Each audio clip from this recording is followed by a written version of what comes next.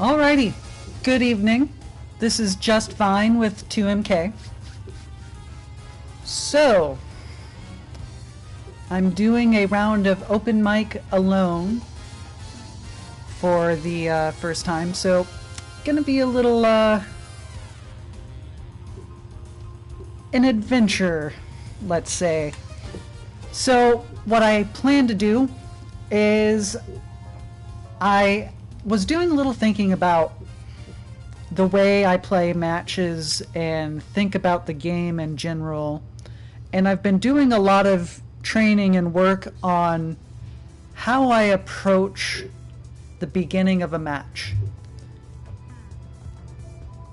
The reason why I've been focusing on this aspect is not because that's the most important thing, although it can be in some matchups, but when I personally play the game, I'm still learning. I'm still consider myself new-ish to fighting games, though I've been playing for a couple years now. But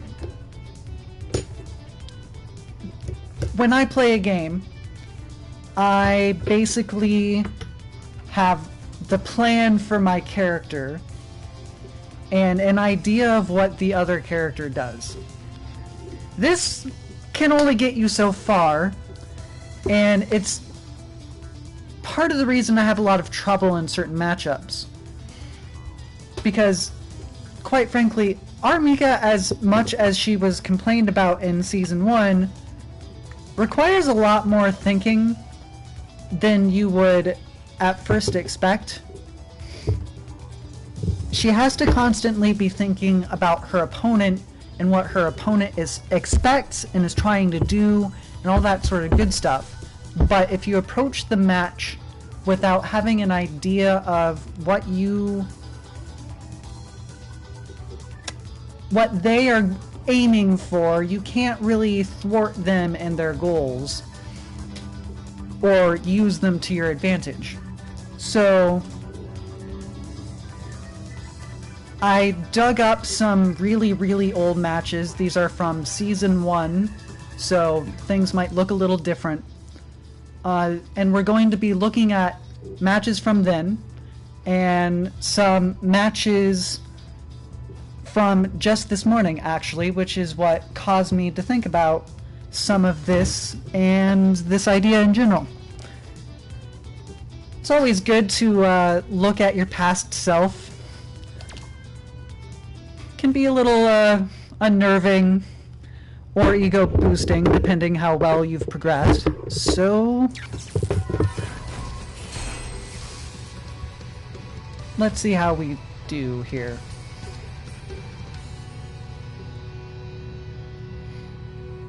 This was definitely before I started playing a little differently as R.Mika.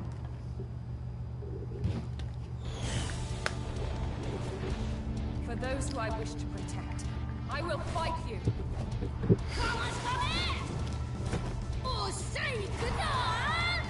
So currently my thoughts are that the Cammy, because of the rank I'm in, will play somewhat defensively, try to stay out of range as much as possible, and try to stay in the optimal range for doing spiral arrow. So in order to confront that, I have a few options. I can stand there, block, and see how aggressive they are. I can go backwards and try to tug them towards me, since I don't need to approach Cammy if I don't want to. Or I could chase after her. I don't remember what I did here, since, again, this is from like October. So let's see what both of us do. Alright, I open with a shooting peach. I was probably looking for if the opponent was going to try to dash forward or do a hooligan.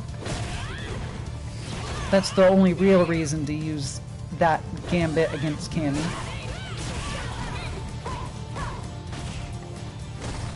No anti-air, which I've gotten a lot better at, but in that specific instance I needed 2 medium punch, which I still really suck at using, so... Alright. Similar gambit. And the Cammy behaves as I would have predicted. Using that spiral arrow to get in. My defenses were not as good as they are now, although I want to call my defenses great right now, but I don't think I would get perfected by this Cammy. So that's a bonus.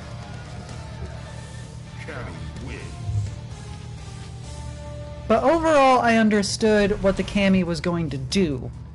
And in order to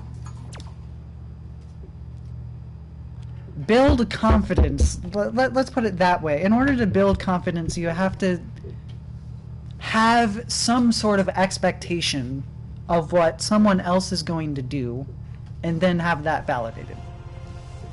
You can't really be the true meaning of brave, which I would say is knowingly going into something that could be a dangerous situation without really having an expectation of what's going to happen.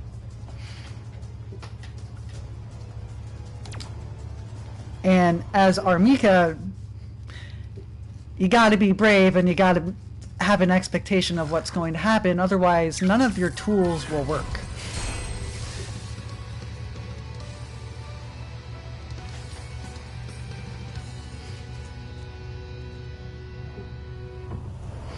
Because R.Mika's tools require you to be close to someone to set up a bunch of different melee options and pressure.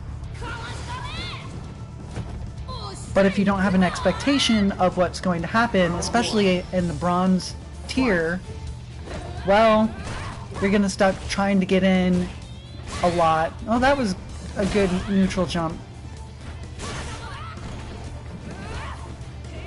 So this looks fairly similar. Although this time it looks like I have adapted a little bit to this person. I'm not punishing those spiral arrows like I should.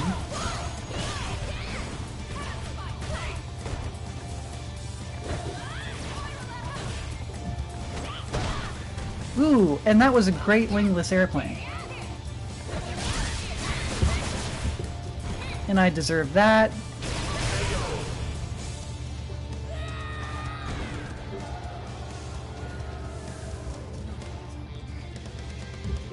So overall, nothing too different, although now it seems like I'm thinking of the anti-air and did a wingless airplane instead of a shooting peach, so that's good.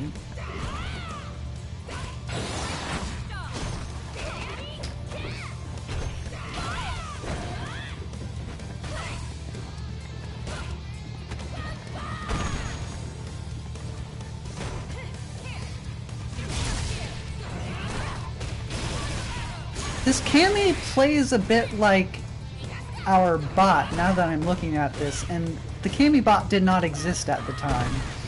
So, mission accomplished, I think. You can grab that, which now I know. Requires a preemptive thinking, though.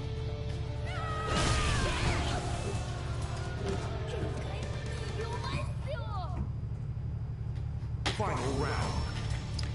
Fight. So I would say I'm not really doing that great compared to what I do now, but I would also say that I haven't really changed much from the last round to this round. My adaption... well, there you go. That was interesting. That would have been great if I had thrown that.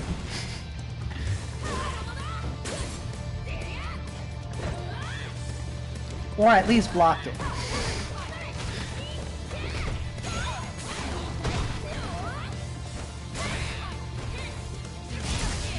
But this is something I'm still learning how to do. Waiting back in the corner there, not really being concerned about my opponent, and letting them just do their thing is something I need to get emotionally better at. Because if I feel uncomfortable standing in the back, which is kind of my style response to people who just like going back, Mika's options for pursuing people aren't the best. They aren't horrible, but they are not great. If I were a more aggressive person in general, I would probably want to work on spacing my shooting peaches a little better and getting just overall more brave when it comes to dashing in at things. But that's not an optimal situation, especially against Cammy at that range. So what I should be doing is, at that range I should have been doing V-Scope, which I've been working on fairly intensively for the past few months to just sort of use that as my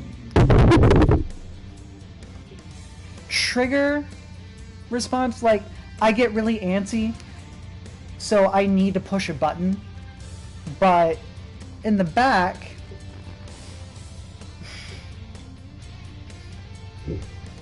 I could do two things. I could be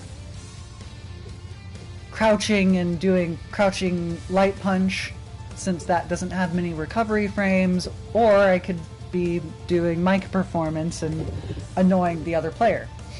I like annoying people, so that's why I've been focusing on when and where to use mic.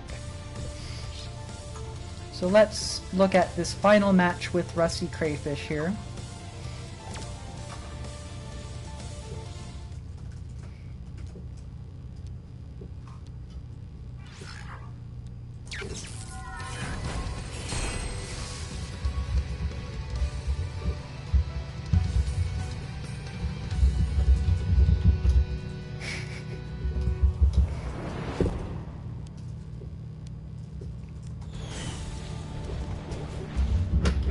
I wish to protect.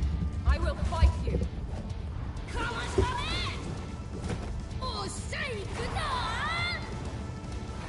I definitely play in this match a lot differently than I have been playing recently, though.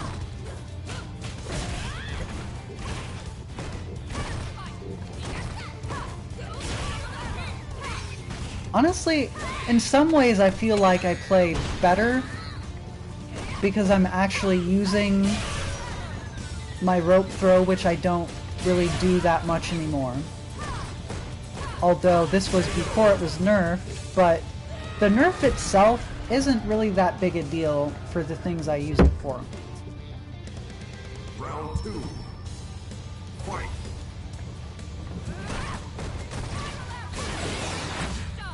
I seem to be a lot more cautious at the beginning of each round here, so I fully adjusted to this person being non-confrontational. And now they're in the Mika Vortex.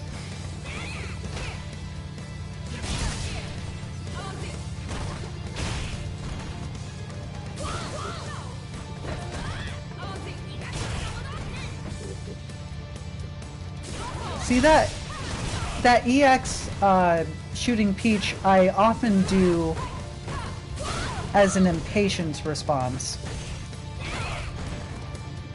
when what I really should be doing is just sitting there waiting for the anti-air or the jab to interrupt whatever they're going to do to me.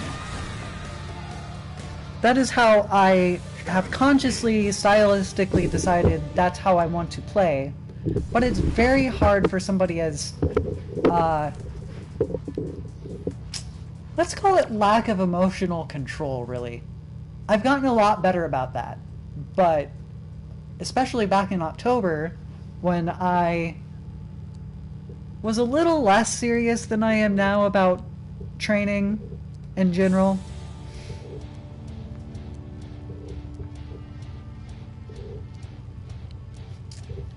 Totally forgot what I was saying. Oh well.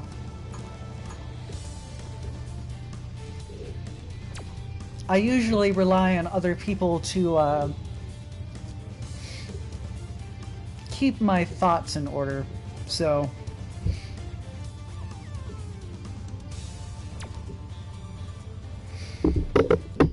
Definitely something I'll have to figure out a method for stopping. Honestly, that I feel like that's one of the advantages of commentating on something with a second person, because even if you forget what you were saying like in the middle of it, you have somebody that can cover you or just talk about what they want to talk about and completely take away the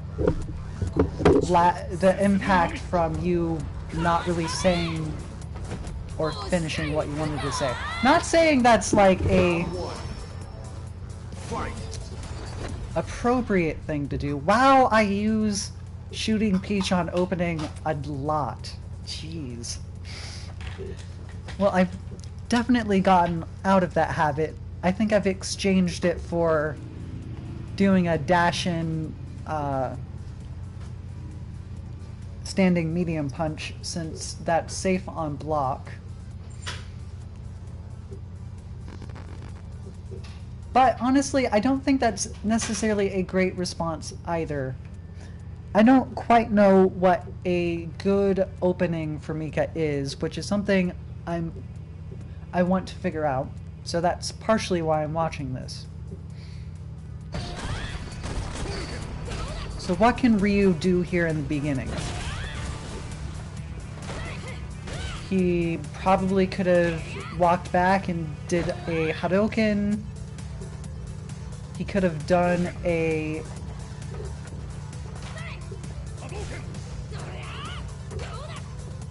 He could have done nothing and just waited to react to me jumping in.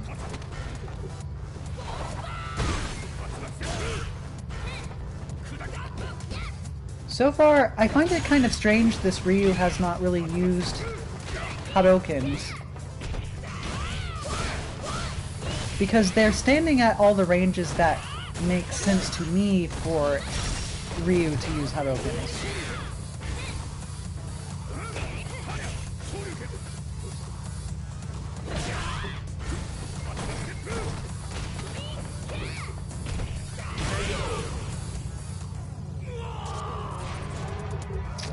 Back in the day when I didn't need a spin meter to finish out that sort of situation. Oh man. And I do it again. Why do I do it again?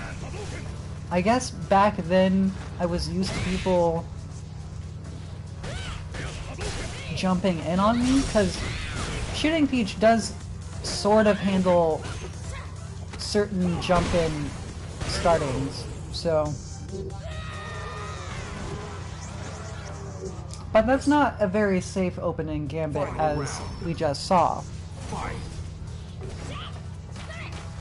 Yeah, I'm really expecting him to jump when this Ryu just has shown no signs of jumping very much at all.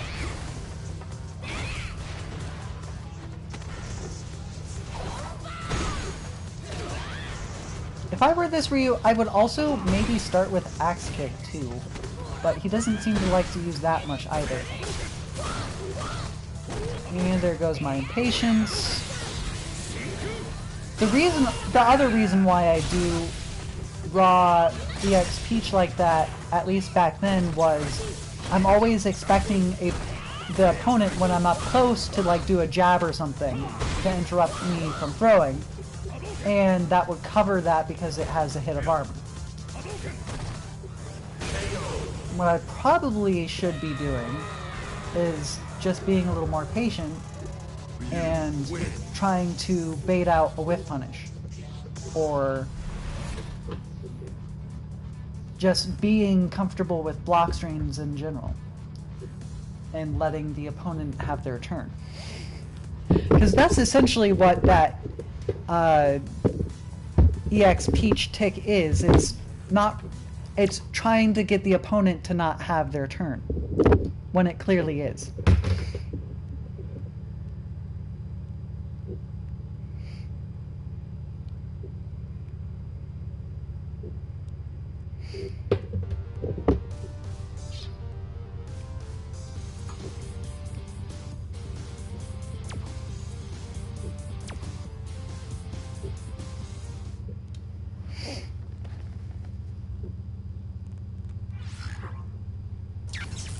So overall, watching this, I can definitely feel like I don't know what I'm doing. And I say that as someone who does put in a lot of time into this game. It can be a little stressful emotionally to realize that as hard as you're trying, you really just don't know what you're doing. Fight. Oh my god, I did that again? Well, I don't think I do that anymore, so I'm glad I got rid of that particular habit, but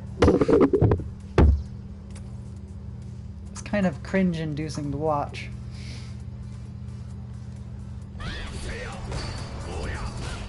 I'm surprised the Ryu has not really taken advantage of it, though, since Peach is not very hard to punish.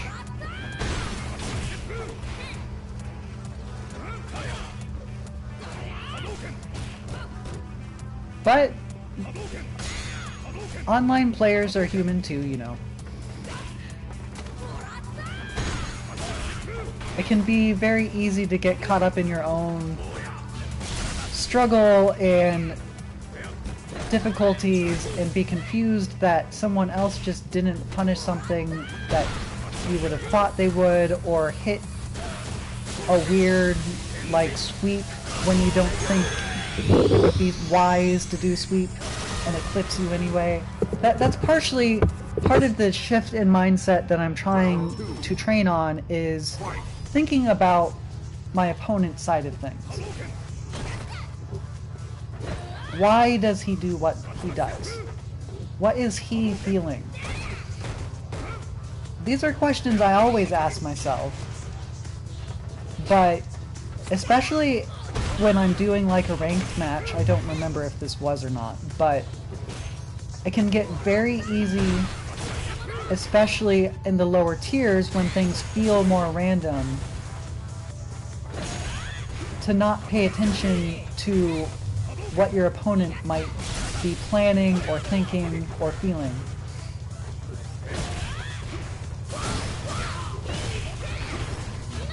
And see, that was a false victory there. That EX Peach got rewarded even though it was just another impatient EX Peach. There was no grand plan there other than, oh, my opponent's probably going to push a button, I should do this move that lets me get my turn.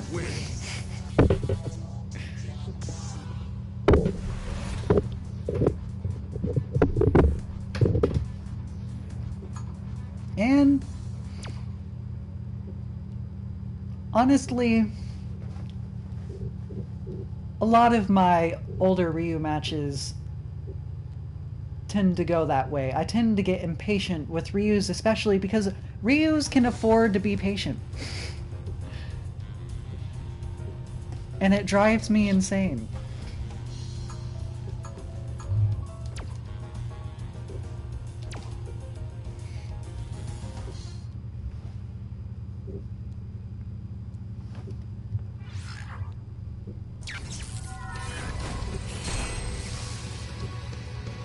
But I like also, you know, being patient, not having to engage much, letting the opponent come to me. So that is why I'm working so hard to correct the emotional impatience, to separate it from my own desire. That might sound a little confusing, but especially at the lower levels, when fighting games as a whole are very intense things. You get really invested in fighting games, and that's part of why they're so awesome. But at the lower levels, if you don't have experience doing like an intense, involved, quick, a game that requires a lot of quick decision making and making a lot of mistakes before you do things flawlessly and don't struggle with certain situations that make you tense in this game. If you haven't had any exposure to that sort of thing in the past, then it can get really easy to just get upset. And, you know, even in later tiers, there's always going to be salty people. And saltiness is just an inherent thing that comes with fighting games, but you really gotta fight it in order to get better, because when you're emotionally invested in something, it can cause you to skew your perception of the game, or how things went, or your opponent making a decision you may not agree with, but it works.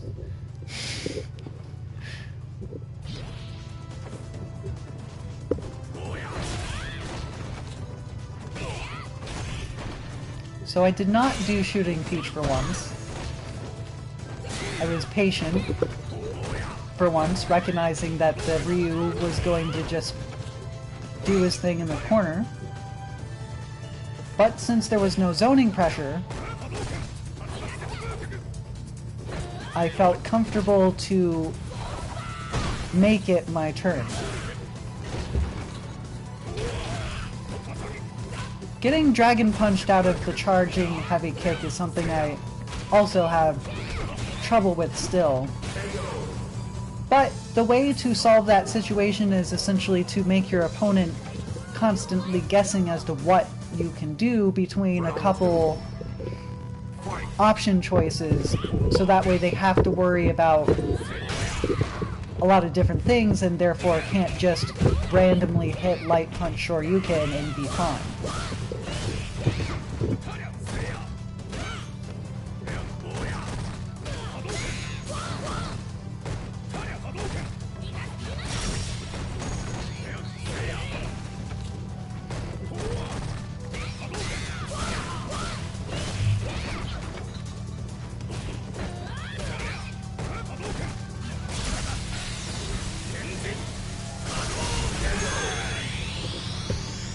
And I have no idea what I was doing at that range. I do not think I was close enough to do anything in particular. It looked like I was going for a 5 medium punch.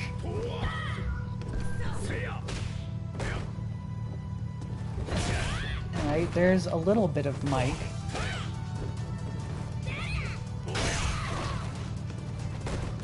I really like Mike on a bunch of different levels, especially with the new change they gave to it.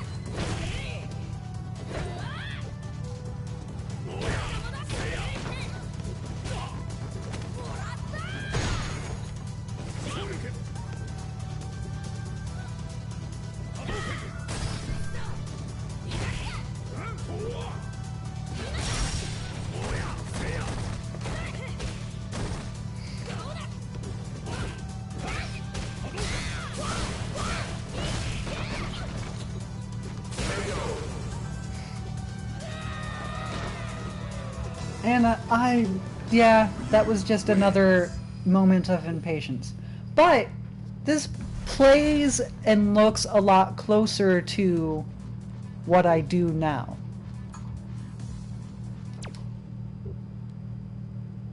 I don't know why I completely lost my mind maybe in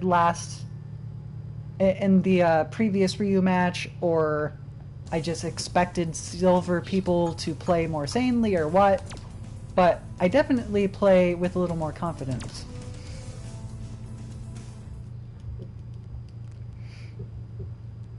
Or at least get lucky and have situations where I have enough time to breathe.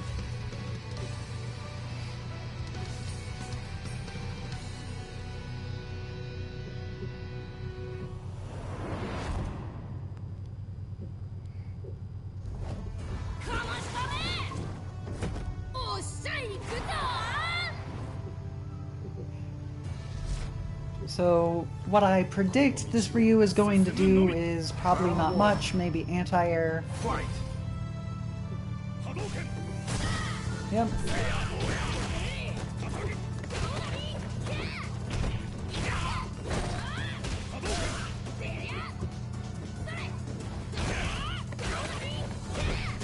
And in the blender he goes. I think back then I did not know my meaty for Brimstone. Or hadn't practiced it. But I do know them now, which is good. Round 2. Fight!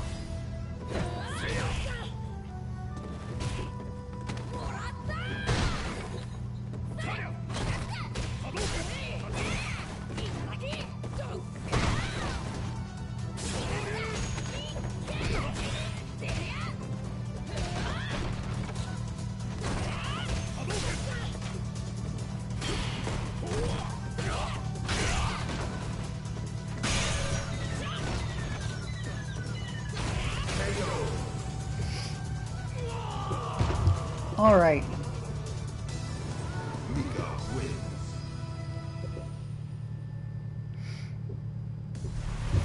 If anything, it feels like in this match that Ryu was timid or not that confident in their general plan. If I had to describe the plan of that opponent to you, though, I guess I would maybe say that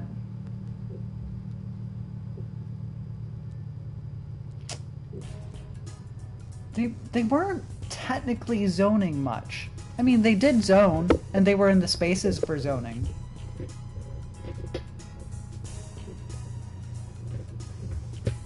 But it didn't feel like they were aiming for zoning to be the way to frustrate me and win.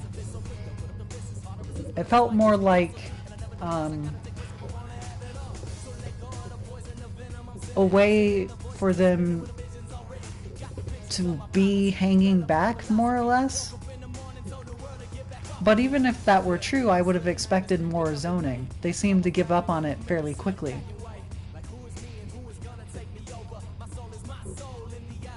Also, I have not gotten sick of Ed's rap lyrics yet. But then again, I had to play a lot of a game with a soundtrack that was basically all rap lyrics for like hours at one point, so maybe I'm just not fazed by that sort of thing. It's got a good rhythm to it though, which I feel is a lot more important than the particular instrumentals when it comes to a fighting game theme.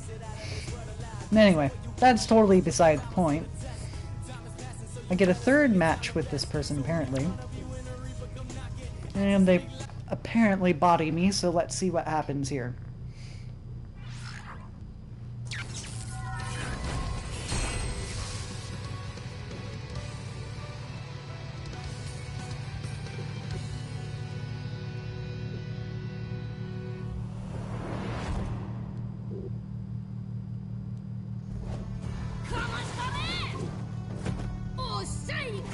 So placing bets, how many of you think I open with a shooting peach at this point?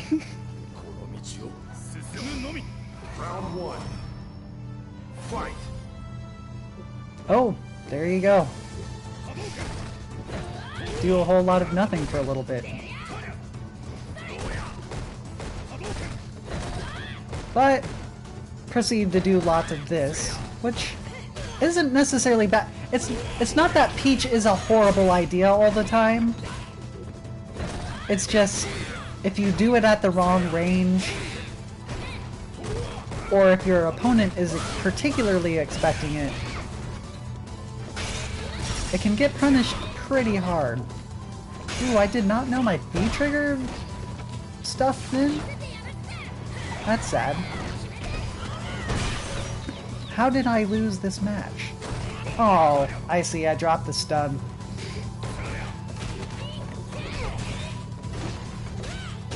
Yeah, I totally had that match and I just completely threw it.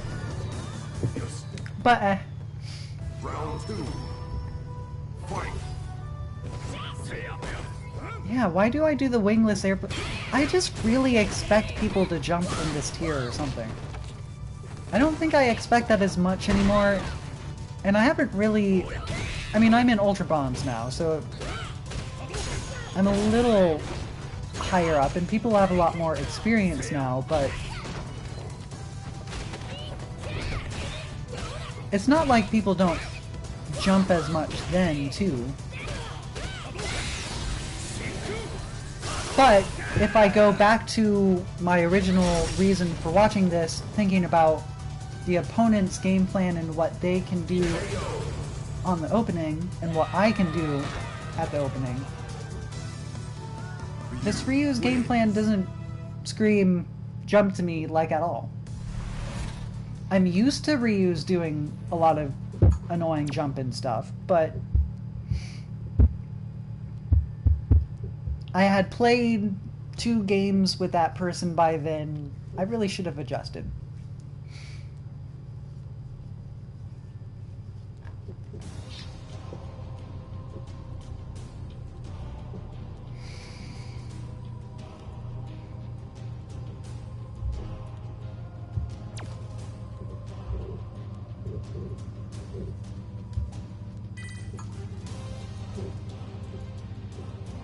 I remember this match for some reason.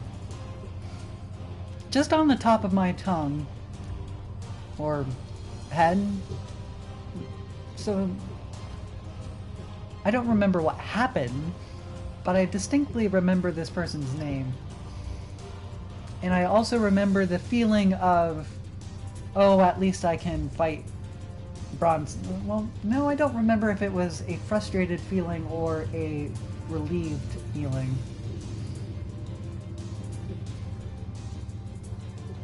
Well, that is if CFN will let us watch it.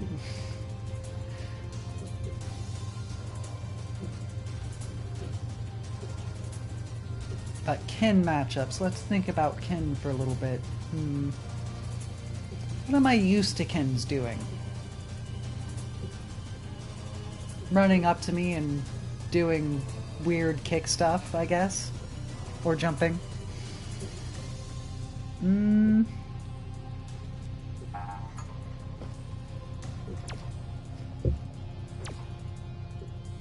Let's try that one more time. There you go. Just needed a little time to freshen up, apparently.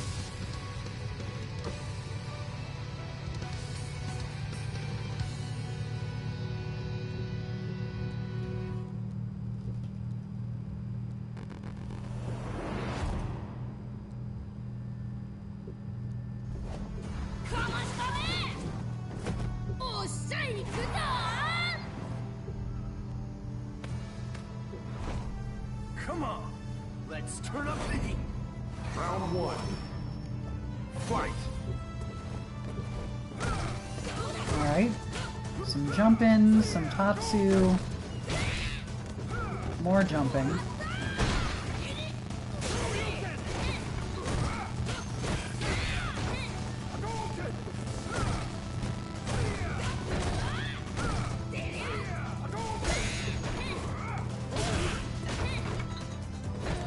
So jump in, dash back, Hadouken, Shoryuken to get pressure off.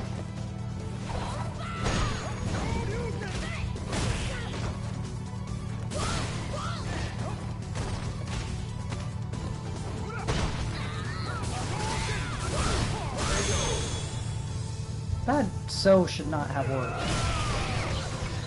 But, alright, so if I were me right now playing this game, I would probably do wingless. There you go.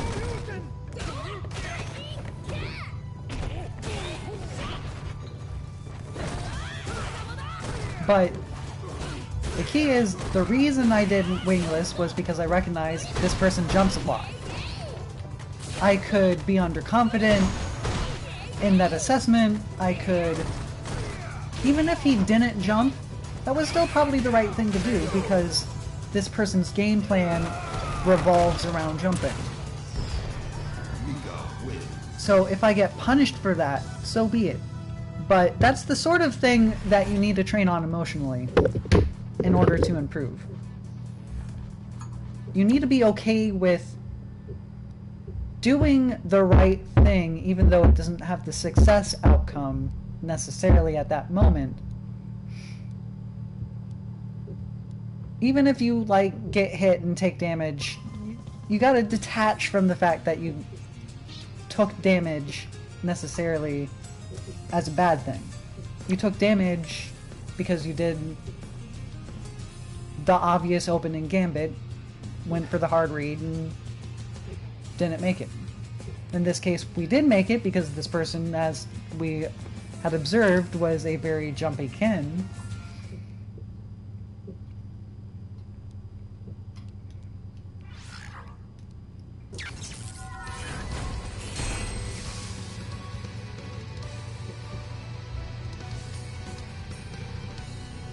And I still have problems with that. I will be the first to admit that my emotional control side of things could be better. And I could definitely be a little less hard on myself when I make a decision, a conscious decision, to do something based off what I think the opponent has done. And give myself a little more credit for the observation.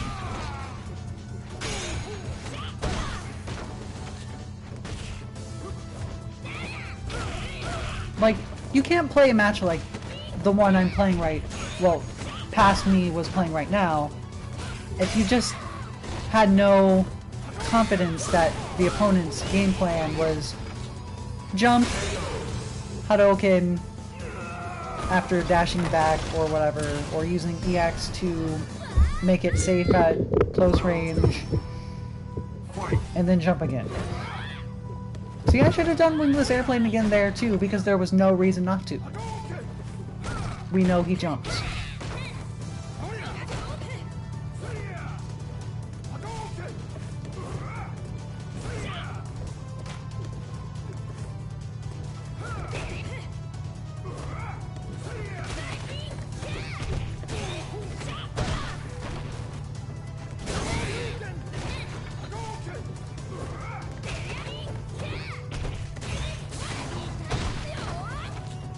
And I know the meaty for that now too, which I'm very happy to have. You can just do dash throw. It's pretty fun. And honestly, this kin hasn't stopped jumping, partially because I just haven't punished it hard enough. And even if I did punish it hard enough, well then the match would be over because he would have taken a whole bunch of damage from being anti-aired all the time. R.Mika wins.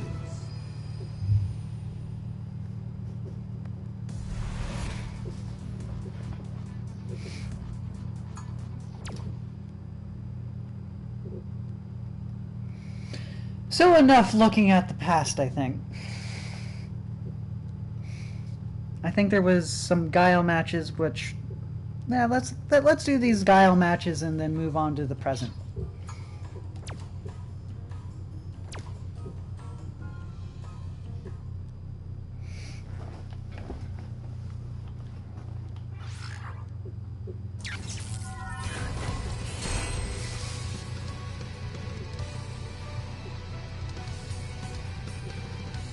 So what would I expect a Guile to do?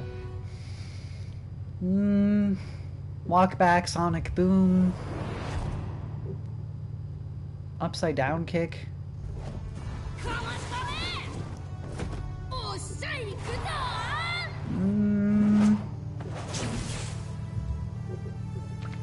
I think those are all the expectations I have of the Guile. Fight. But what can he actually do here?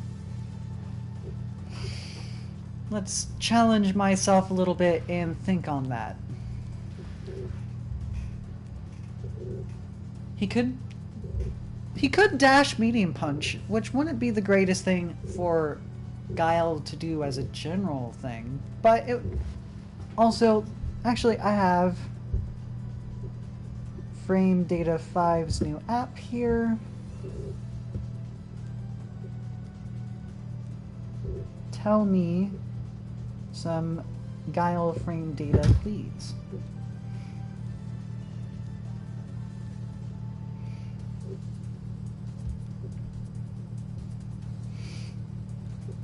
Alright. So his dash is... doesn't say here.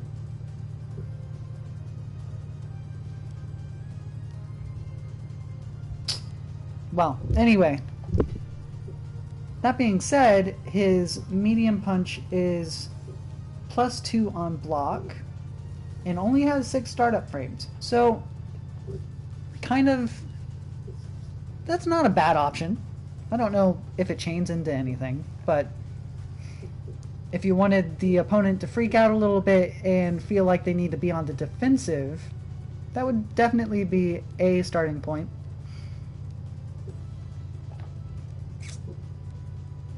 Could probably do a jump in.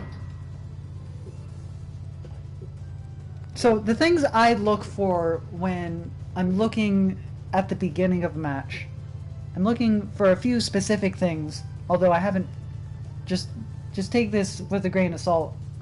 I'm still working on my method for this, but I'm looking for, does this opening give me spacing advantage, or the opponent in this case, does it have a chance of risking HP and therefore starting off with a life disadvantage, and does the move allow me to essentially take my turn?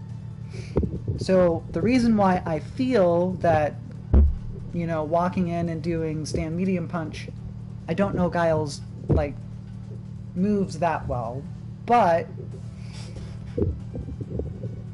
doing that and doing standing medium punch, to me, it looks like it can be used as a block string start. So that is why I think that might be safe. I might be wrong, but that is where my logic is going.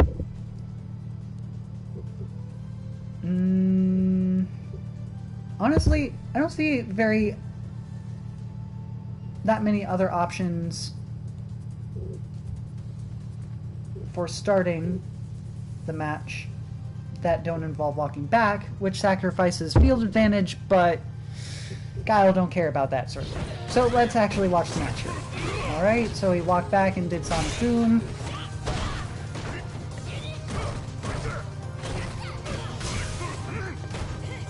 And this was before Guile bot too, so I didn't really know his overall, like what was safe and what I could punish and such. Now I know, I'm pretty sure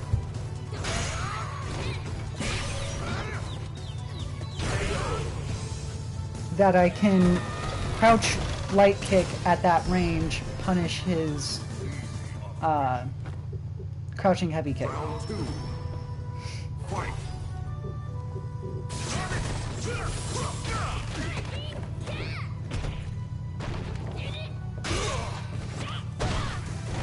I clearly did not know what I was expecting from Guile at this point. And I definitely am exhibiting some nervous behavior. behavior here.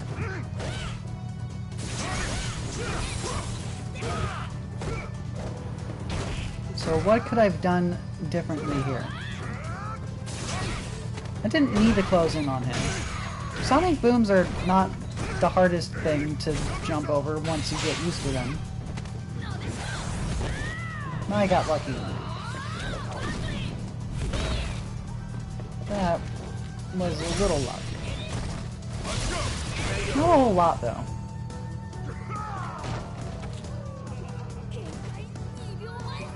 I get away with that slide too much. Final round. Fight.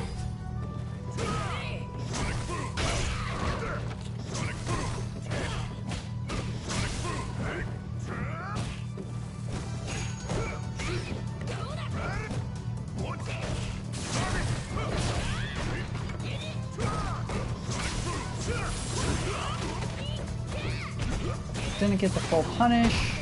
That was a sloppy drop. And honestly, that led to me losing a lot of my pressure.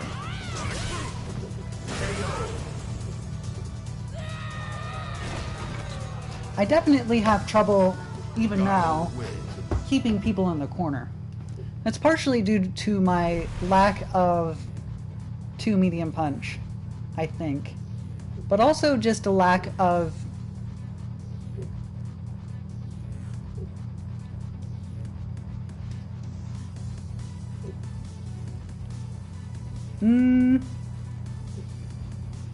no idea. I think it was just I didn't know what else to do because I didn't know the meaties then. I don't do that anymore, so I assume that's the main reason.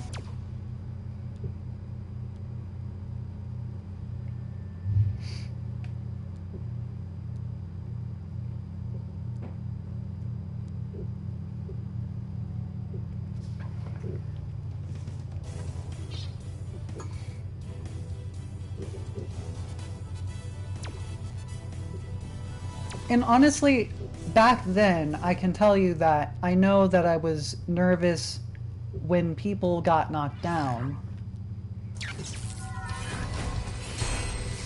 If I knew they had a reversal. Because I didn't feel capable of putting on any pressure, and since I didn't have my meaties timed, eyeballing a Lady Mika, for example, isn't the safest or smartest thing to do.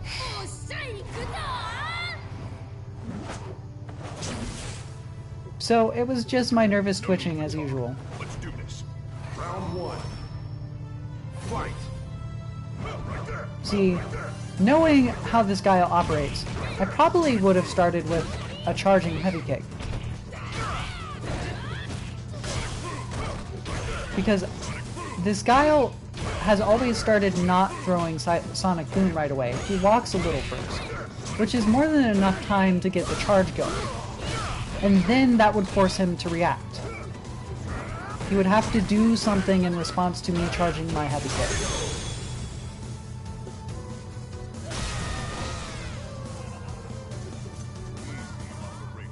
Guile has good defensive options.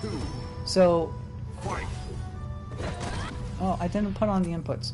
Guile has good defensive options, but...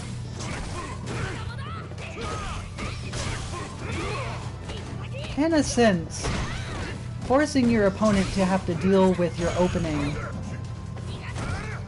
is an advantage in itself, because it sets the tone of the match.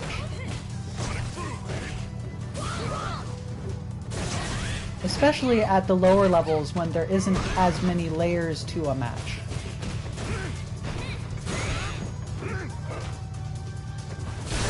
And that was just me being impatient. A common theme. Guile wins.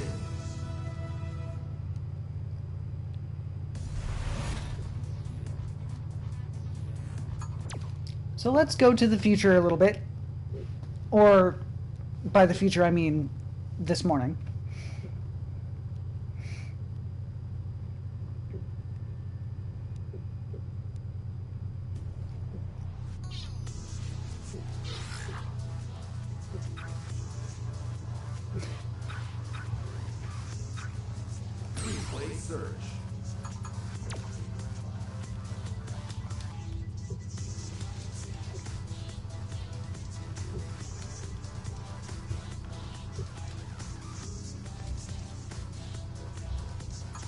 There you go.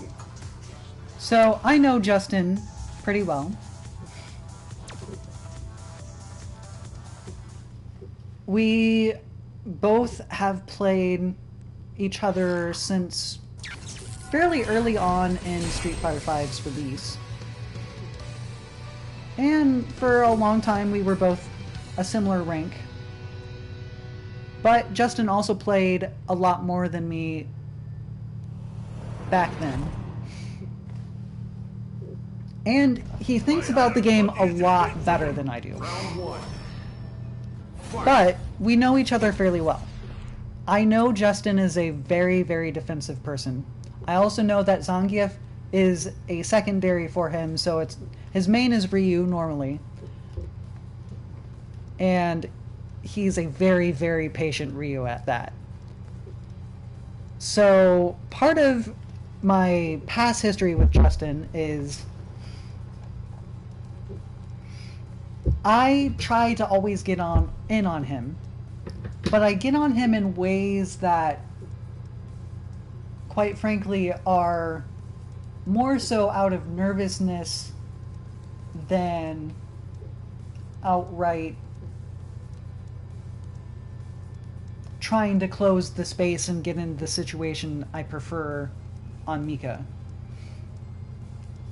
So, something I've worked very hard on is knowing when to close in and knowing when to just let Justin sit there. So I dashed in, did 5 medium punch, and he is as patient as ever and was waiting for me to do that crouching, or that charging heavy kick. And I learned that Zangief can punish that, because I haven't really fought many Zangiefs outside the box.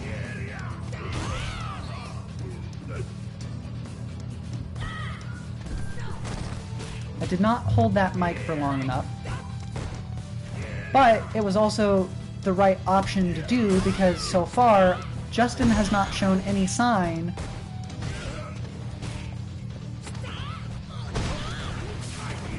of walking or dashing up and doing an EX command throw.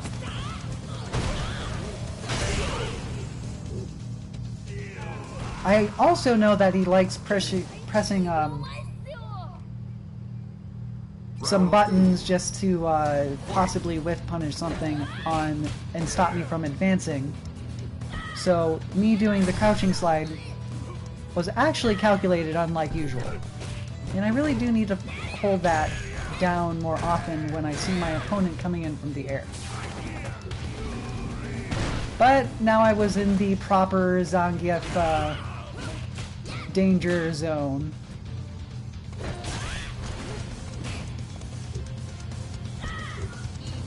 So I play a lot more patiently than in the matches from the past, for sure.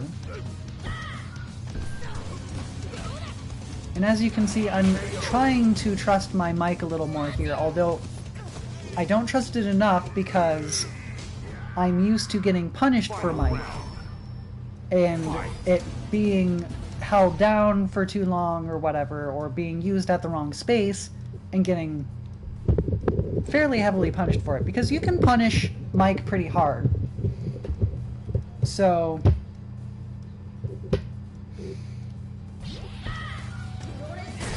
but that's what's supposed to happen. It's supposed to keep Zangief from jumping in on me all the time. And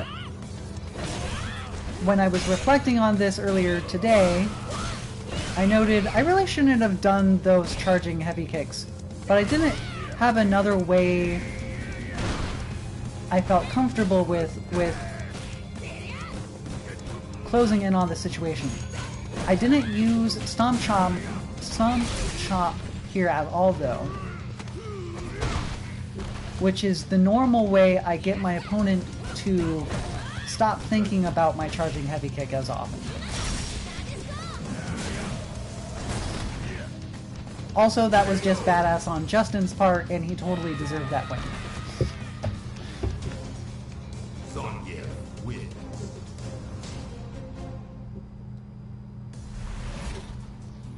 very, very patient person, and it pays off for him a lot in this game.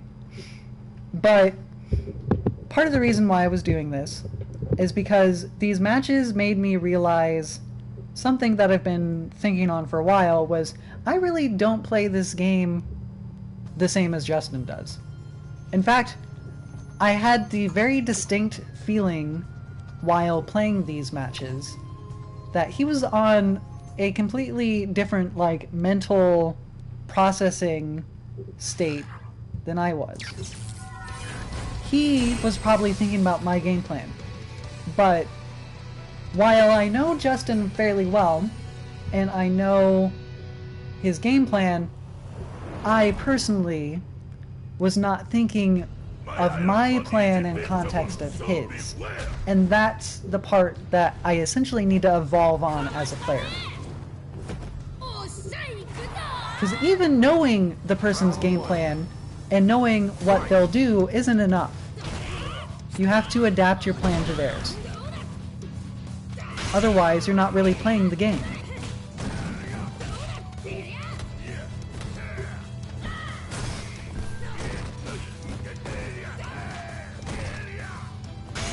And I believe Mika's standing medium kick is the only one that he can do Tundra Storm against. So the reason why I was doing all those medium kicks was to get him thinking about that.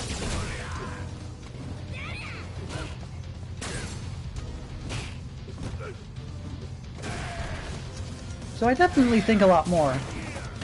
I don't know what to do in that particular situation. But block is probably the answer. Round 2. Fight. And I deserve that.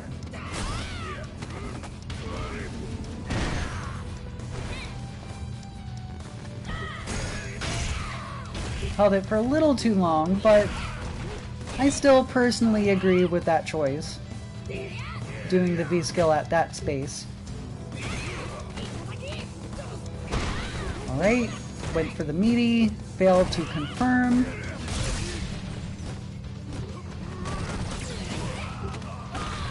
And Justin doesn't know that I've been training against Zangief. I don't even think he knows about our particular channel or anything like that. We're just fight buds. So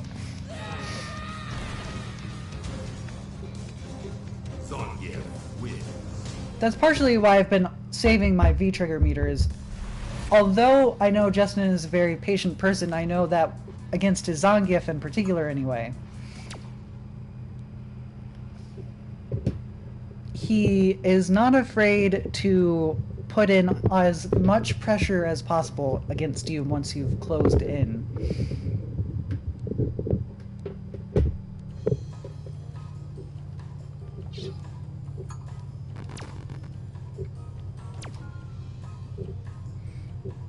But if I had to, like, guess as to what his thought process is, if I wanted to pretend I was a gold Zangief player for a second,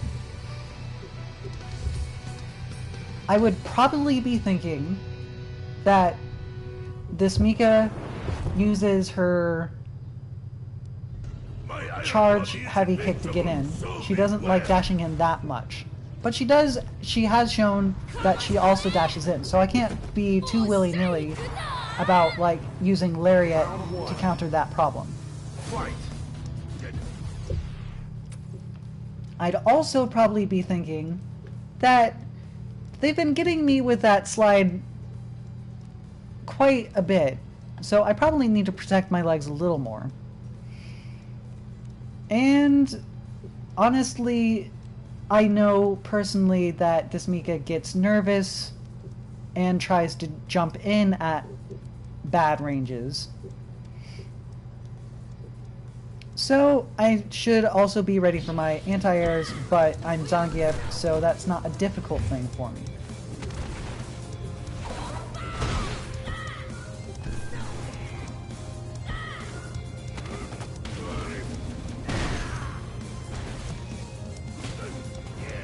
And now that he started dashing in and doing the command throw, now I can start thinking about my footsies a little differently. And thinking about how I time my mic a little differently. But I don't need to make the adjustment completely just yet.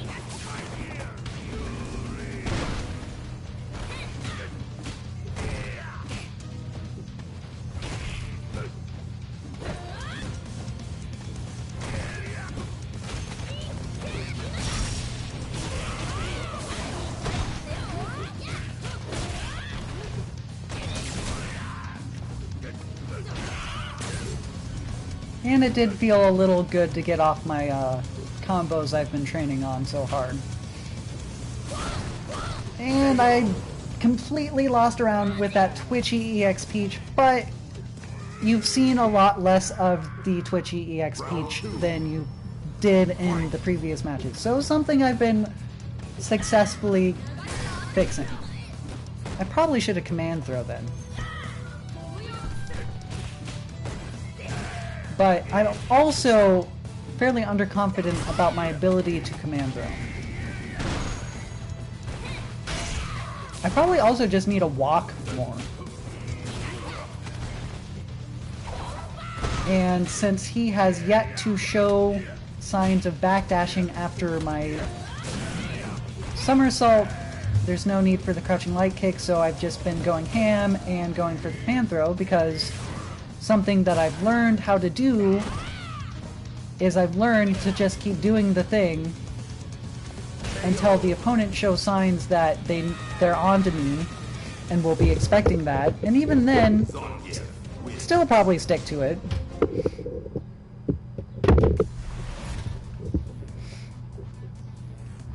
Because there's no particular reason I don't want them to be thinking about that. But also showing them that I know how to punish that is also important. Because at this point, it's been about 4 months since I fought Justin last. So it was quite a long time. And we've both improved quite a bit, although honestly, Justin has been playing mostly the same as he is here than he normally does. So I also know he's been playing a lot of other games though. But he is the type to be in the lab forever and play lots and lots of Street Fighter when he wants to get good. I think I've seen him play like at least 8 hours at one point. Anyway, so now he's like, okay, training mode for you. Round one. Fight.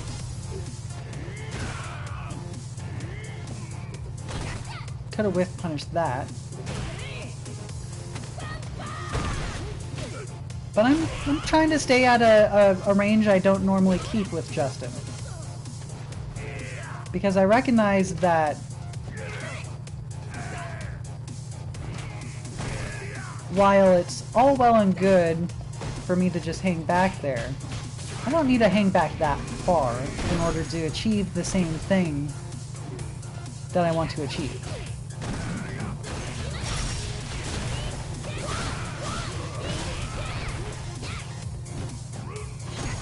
Oh, there's the first stomp chop of the day.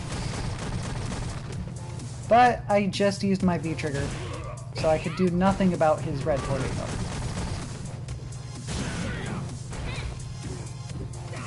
And that was a good backdash on my part. And I took a round off him.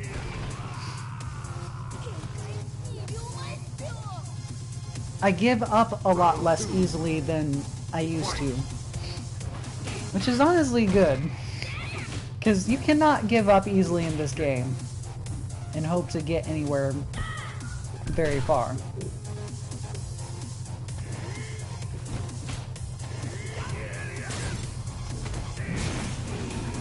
And I deserve that.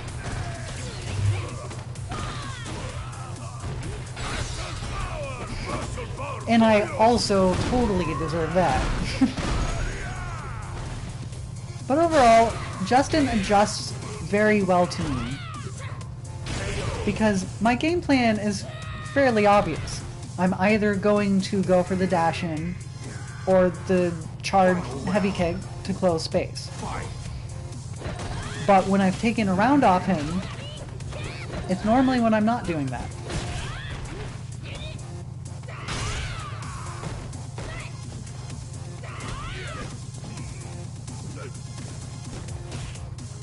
Some purposely whiffed charge heavy kicks just to make him think twice about B-skill being his everyman answer.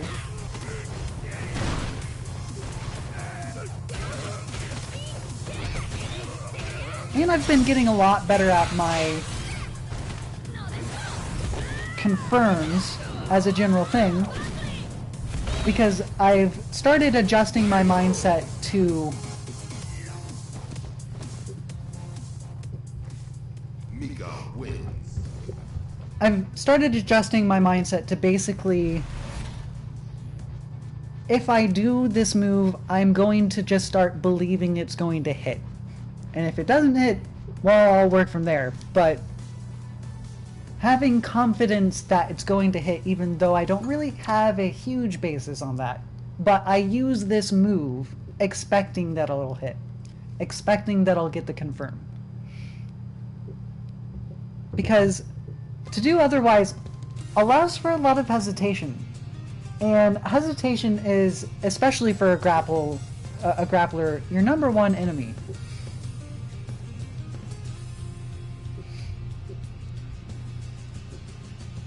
I haven't gotten over my hesitations in regards to confirming things completely, but at least the past, like, week or two, ever since Combo Breaker, however long that was, my resolve to just do things expecting they get hit and keeping that particular mindset has definitely helped me a lot. I don't think I could have won that if I had not been confident in my confirms.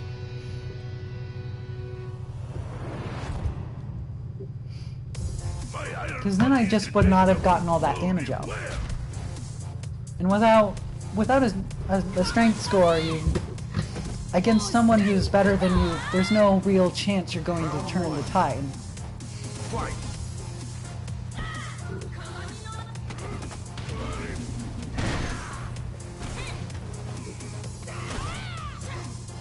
There you go, now he's shown that he'll dash back after that.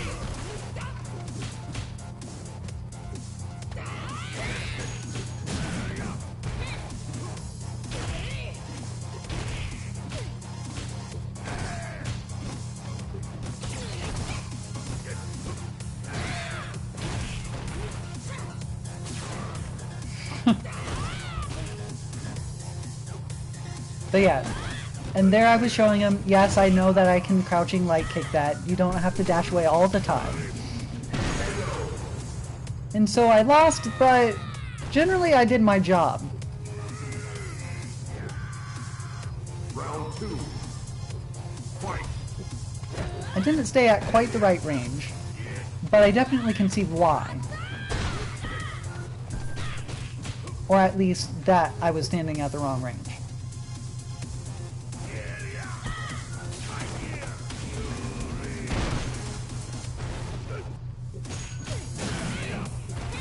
I would say that this is showing where my mic skill is still a little bit weak. I still do it at sort of weird ranges.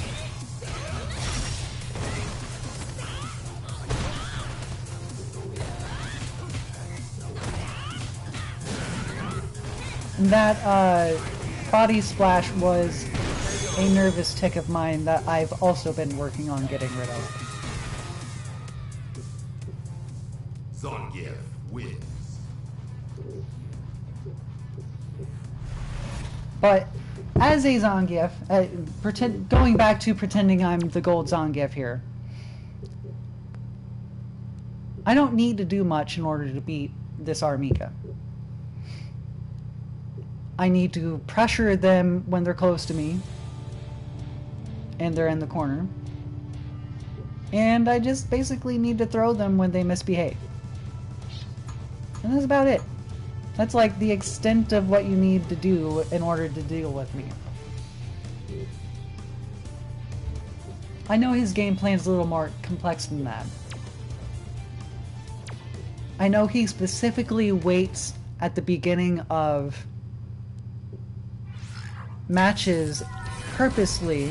I know that's just part of how he plays this game. Because he doesn't really want to do much.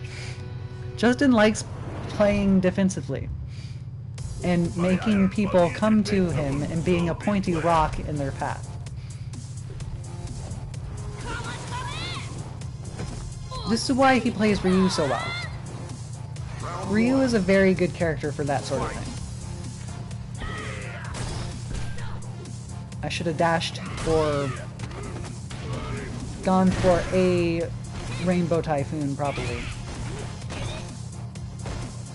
But the range on that would have been a little iffy, so. Yeah, I keep backdashing when there's not that much reason to backdash. Good fake out.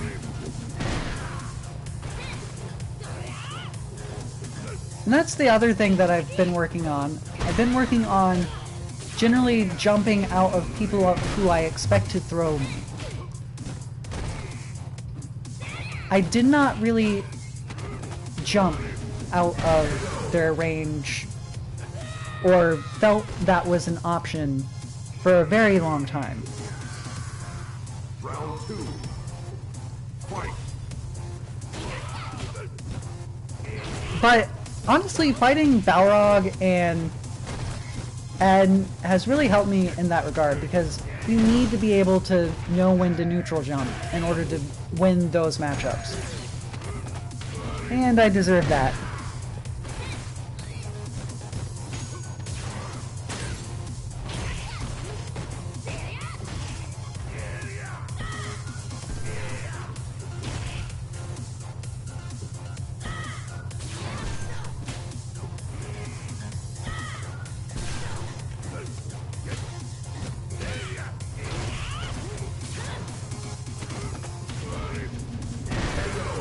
And that, I feel, is where my mobility is lacking currently.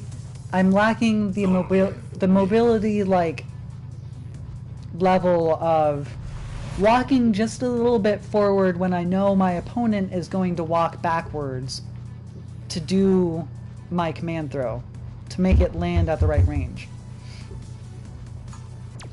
But I'm not really thinking about, oh, my opponent's going to move back, and that's part of the problem. But I am doing a lot better than I was in October. And that was the main thing I was hoping to cement in my brain a little.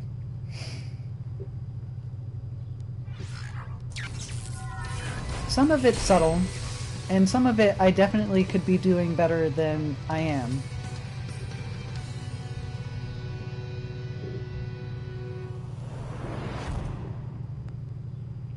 My iron body is invincible, so beware!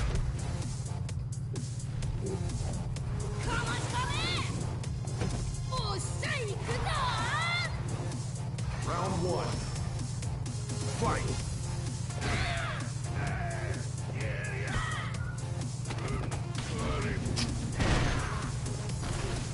You know, I probably could have started doing shooting Peach at this point. And I don't think Justin knows that her charge heavy kick can be punished by Tundra Storm. But I did stick out medium kick a little bit more because I was thinking of his Tundra Storm. And I wanted to, if he was going to keep doing Tundra Storm, to show him that that can be punished. Round 2. Fight! But we don't really have voice chat or anything. with each other, we kind of just let our fists do the talking.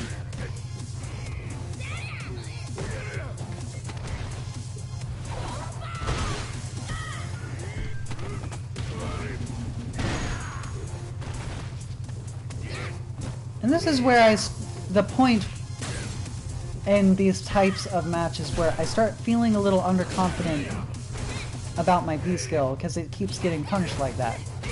But that's mostly a matter of the range that I'm doing it at, and not making the adjustment for knowing my opponent is going to try and scoop me after that.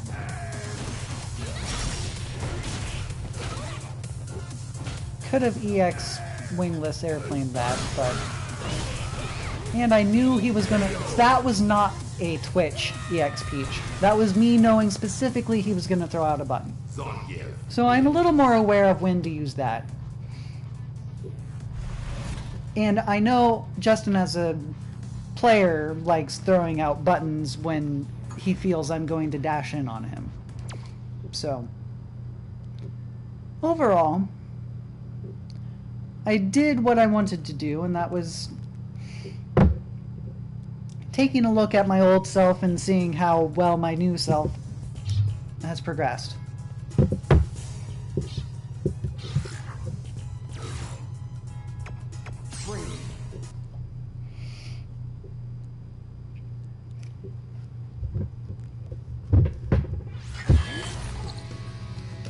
I'm still a little unsure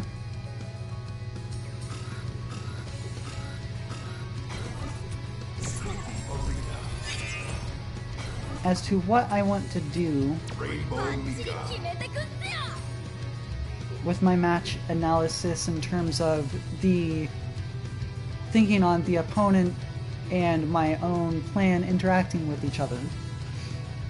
It's going to take quite a while to figure out and work on, but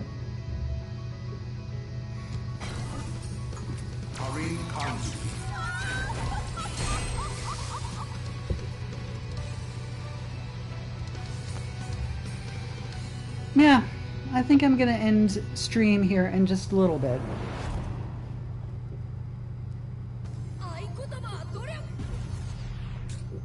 But no reason not to ruminate a little longer, since I like ending things slowly if I can when I don't have another person around to talk to.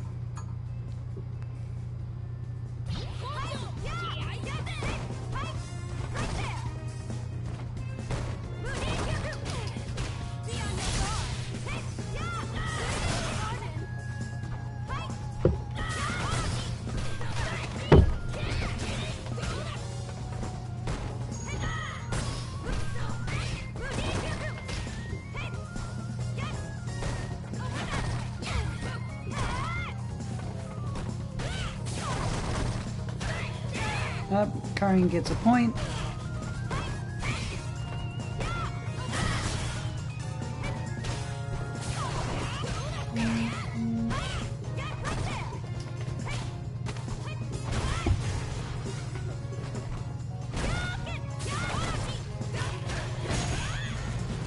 I've definitely been getting better at the Orochi punish, so Karin bot has been helping a lot in that regard.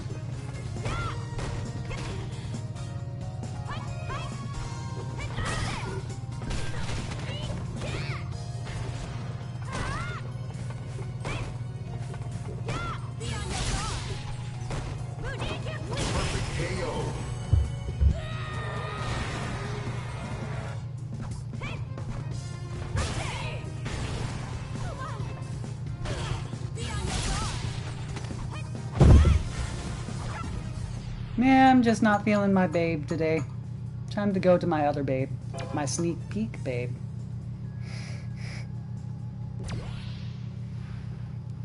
We've been working on our Ibuki bot this week.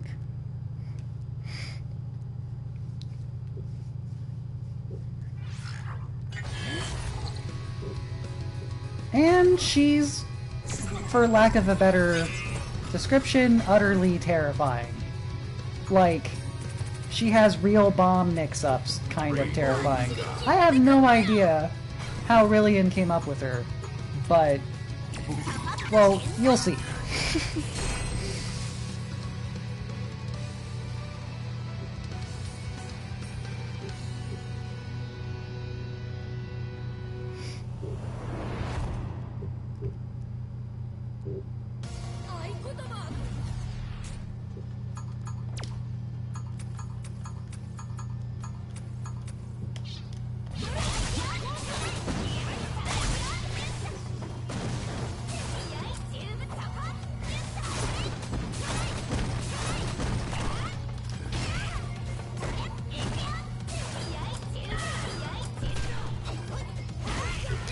So she's got EX Kunai, she's got Recharge,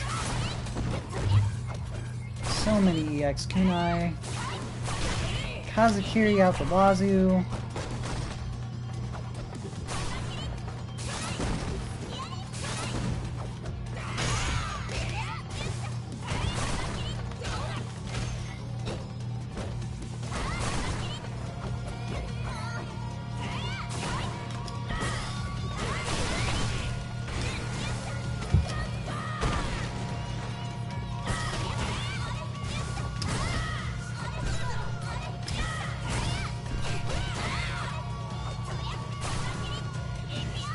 We haven't worked out any point system just yet.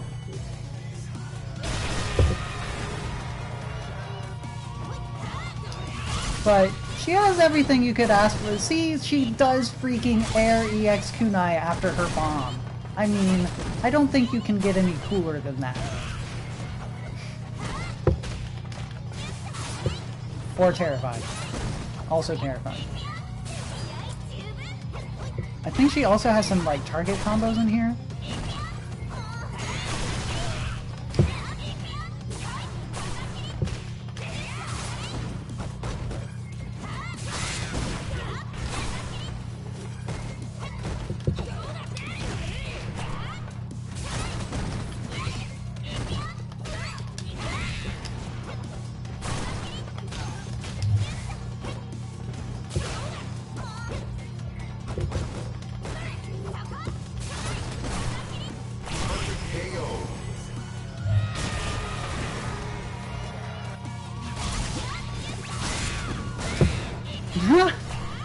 And it even juggled.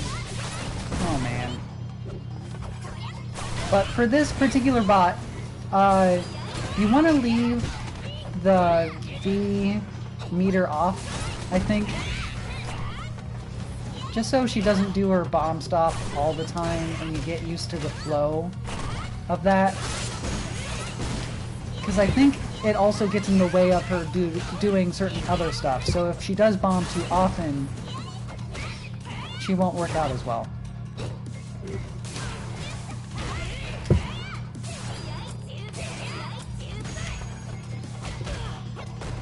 I wonder how many frames of recovery her EX Kunai charge has.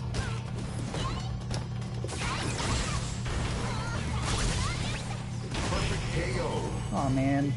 She even has her command dash, so she can go right behind you, and yeah, you'll have to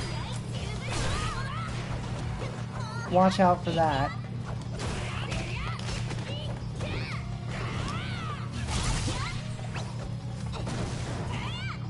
I think she does the same length bomb every... No, that was definitely the hindrance.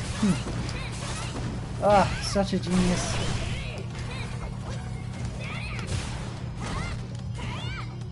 That sweep. Man, I hate a Buki sweep. I think it's like my third least favorite sweep in the game. First, obviously, being Karin's, the cheating expletive.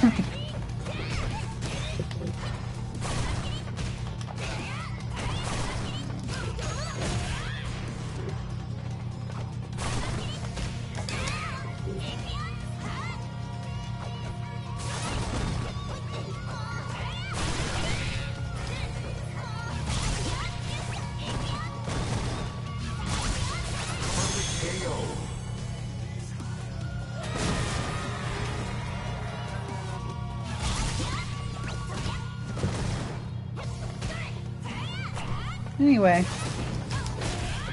Calling Bot is up, by the way.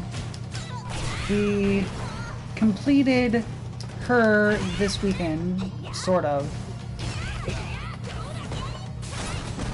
The point system on her needs a little more refinement. Or at least confirmation from someone. But overall, she's basically done. So you can get her and look forward to Ibuki at the usual spot, 2-mk.org/bots. I don't know when Ibuki will release, but it'll probably be in the next week or two.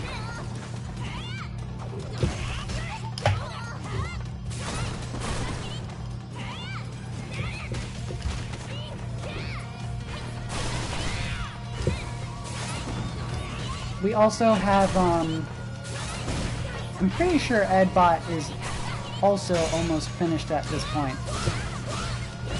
So, lots of bots. But yeah, this Ibuki is so terrifying.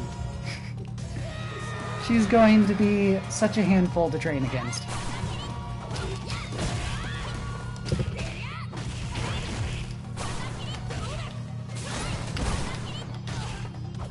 Oh, her EX Kunai can make her whiffed EX Kazakiri safe? Ugh. What a pain.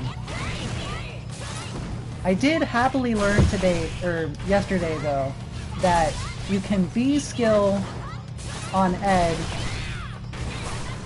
when Ibuki does bomb, and it counts as a throw, so Ed has no hitbox during it. So he can just V-skill during the bomb and give no cares about it.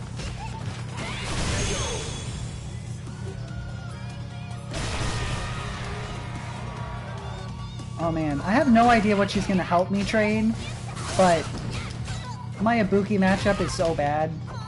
I think she's one of my, like, worst matchups. So, gonna need to put in some hours with her. Also, Ibuki vs. Mika is just a tough matchup in general. For both player sides, honestly. Much like the story mode suggests, they both have things that can annoy each other immensely.